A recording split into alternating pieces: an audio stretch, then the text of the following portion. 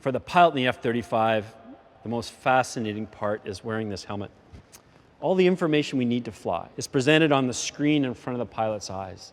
But we also feed in imagery from cameras that are embedded in the skin of the airplane. It allows us to see underneath us as if the airplane wasn't even there. It's absolutely astonishing to have this capability for the pilot in the F-35.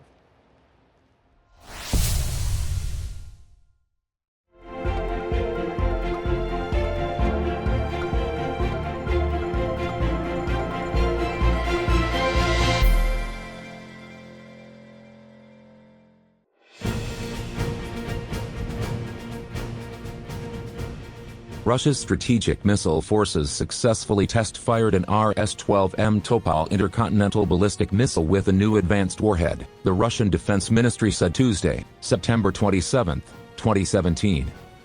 The RT-2PM Topol, NATO reporting name, SS-25 ICBM, is a mobile intercontinental ballistic missile designed in the Soviet Union and in service with Russia's strategic rocket forces. The SS-25 is an intercontinental range, road-mobile, solid-propellant ballistic missile system. The Topol was the first fully road-mobile ICBM commissioned by the Soviet Union. The SS-25 Topol delivers a payload of 1,000 kilograms up to a range of 10,000 kilometers, 6,214 miles. This payload is equipped with a single 550 KT warhead and probably decoys as well. The system uses a digital computer-controlled inertial navigation system which provides an accuracy of 200 meters sep. The Iranian Defense Industry has unveiled a new wheeled armored vehicle personnel carrier based on a Soviet-made BDR-60 called Heidar-7. The BDR-60 is Soviet-made an 8x8 armored vehicle personnel carrier which was developed in the late 1950s to replace the BDR-152 6x6 APC and was first seen in public in 1961. The Heidar-7 is based on the chassis of the Soviet-made BDR-60 which is in service with the Soviet Army since 1961. The original turret of the BDR-60 is removed and replaced with a new remotely operated weapon station armed with a 23mm automatic cannon. The armor of the turret is increased by the use of ERA, explosive reactive armor, mounted all around the turret. The Heidar-7 is fitted with explosive reactive armor all around the hull of the vehicle. It increased the protection of the vehicle against shaped charge warheads of modern anti-tank guided missiles.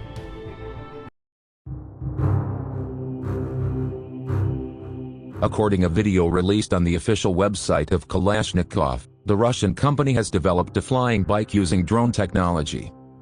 The manned drone was tested and demonstrated in the factory. The new flying bike seems to be equipped with 16 sets of rotors powered by electrical battery. According to our first analysis of the video, the pilot controlled the vehicle via two joysticks located at the front of the vehicle. There is one single seat, and the structure of the vehicle is based on a metallic structure without any cover. OpenWorks Engineering, a team of British engineers, is launching a groundbreaking new technology that allows authorities the ability to remotely and automatically capture nefarious drones, SkyWall 300. OpenWorks received international recognition after inventing the handheld SkyWall 100 system last year, winning international competitions, and presented with the Popular Science Grand Award. It has already been deployed by major government authorities, and protected President Barack Obama during his visit to Berlin last year. SkyWall 300 is an automatic version of the field-proven SkyWall 100 system, and offers an increase in range and autonomy.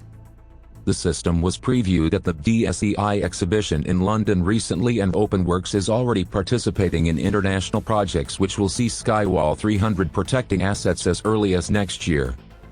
There has been no shortage of press coverage on the threats that drones can pose when used in the wrong hands.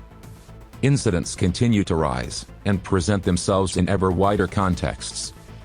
SkyWall 300 is an air-powered system that launches the same range of net capture projectiles used with the SkyWall 100 handheld system. It integrates with external drone detection and command and control systems to allow for maximum ease of use.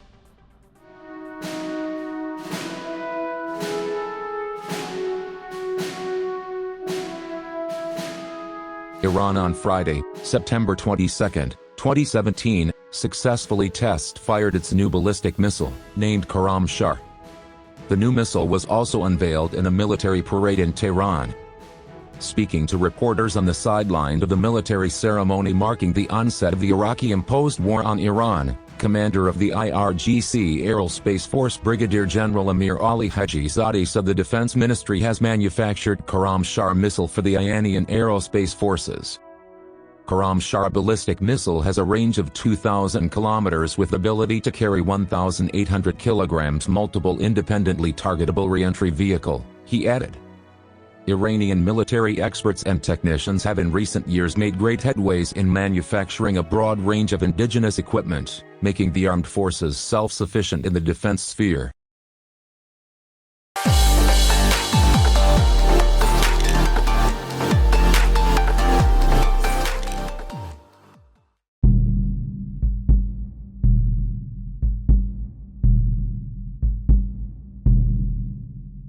South Korea has launched its ninth and final KSS-2 submarine, manufactured by Hyundai Heavy Industries, at Ulsan shipyards on September 7.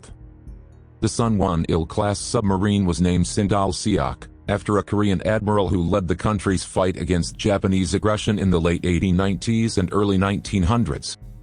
The submarine is a German Type 214 design displacing 1,800 tons, and incorporating diesel and air-independent propulsion. Hyundai Heavy Industries has built a total of 6 submarines in the class, Daewoo Shipbuilding and Marine Engineering having built the other 3 submarines in the class. Sindal-seok will be officially handed over to the Republic of Korea Navy in July 2019 given the successful completion of dock and sea trials. The KSS-2 Type 214 submarines of the ROK Navy have a length of 65 meters, and are capable of reaching a depth of 400 meters. Their crew is comprised of 40 sailors. Their weapons include mines and White Shark torpedoes which are launched from 8 533mm tubes. South Korea's news agency Yonhap reported that Sindal-seok is equipped with South Korea's indigenous 1,000-kilometer range cruise missile.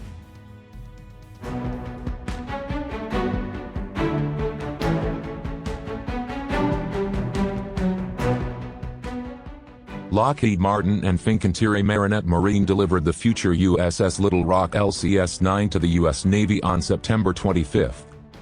The future USS Little Rock, the 5th Freedom variant LCS, is scheduled to be commissioned later this year. LCS-9 completed acceptance trials last month with the highest score of any Freedom variant LCS to date, earning a clean sweep. During sea trials, the industry team also successfully demonstrated performance improvements, which will be incorporated into all future Freedom variant littoral combat ships. Named in honor of the patriotic and hard-working citizens of Little Rock, LCS-9 will be the second U.S. Navy ship to bear the name of Arkansas' largest city. Her home port will be Naval Station Mayport, where she'll join USS Milwaukee LCS-5 and USS Detroit LCS-7. According to Lockheed Martin, the Freedom variant littoral combat ship is a resilient, flexible warship, designed from the keel up to affordably take on new capabilities, from the most advanced sensors, to the latest missiles, to cutting-edge cyber systems.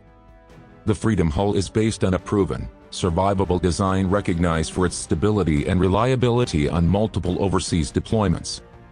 The vessel has a length of 118.6 meters, a displacement of approximately 3,400 metric tons, and a top speed greater than 45 knots.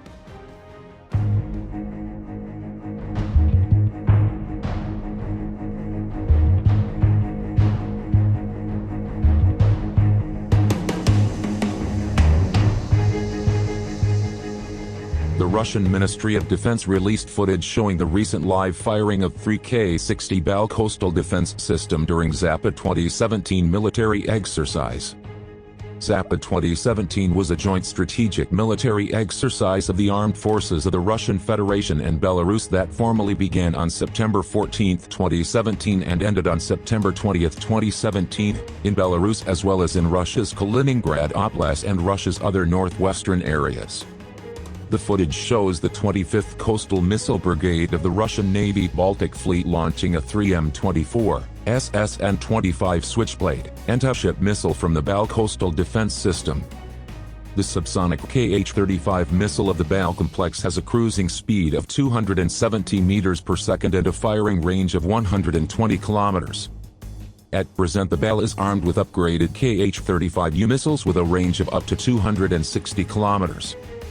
The altitude of the cruising flight section is 10 to 15 meters, and of the end section, 1.5 meters. Targeting at the cruising section is provided by inertial navigational system with a pulse radio altimeter, and at the end section by active radar seeker. Kh-35U is also equipped with a satellite navigational system. The high explosive fragmenting penetrator warhead weighs 145 kilograms.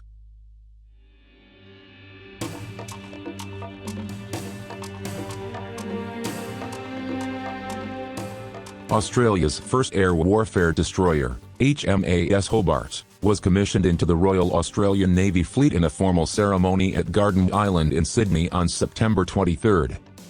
The Prime Minister of Australia, the Honourable Malcolm Turnbull, joined with other dignitaries, ship's company and family and friends to welcome the newest ship to the Australian fleet. 3 AWDs are being built for Australia's specific defence needs, and will provide a significant increase in Australia's defence capabilities. The 3 AWDs will provide greater protection for ADF personnel by providing air defence for accompanying ships as well as land forces and infrastructure on nearby coastal areas. The 3 AWDs will also provide self-protection against attacking missiles and aircraft.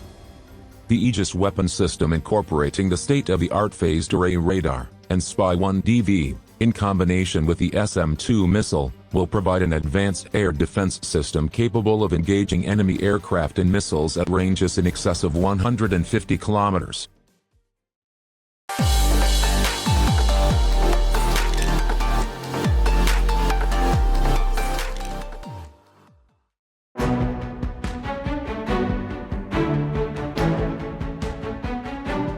Tu-95MS strategic bombers launched Kh-101 cruise missiles against the Islamic State in Syria, said the Russian military. According to the footage published by the ministry on its official YouTube channel, 3 bombers armed with 4 Kh-101 cruise missiles each participated in the combat sortie.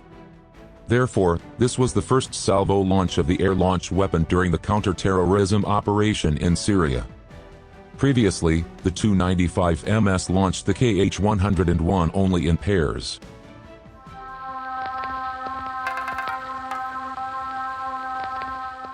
Airbus received a firm order for 5 A330 MRTT from ACAR on behalf of NATO Support and Procurement Agency and funded by Germany and Norway.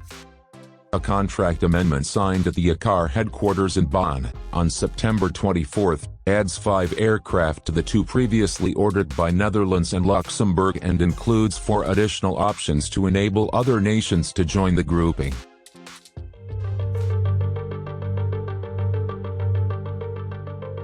Two Cayman helicopters from the Belgian Air Force on September 21 executed their first training flight on the African continent, the Air Force said on Twitter.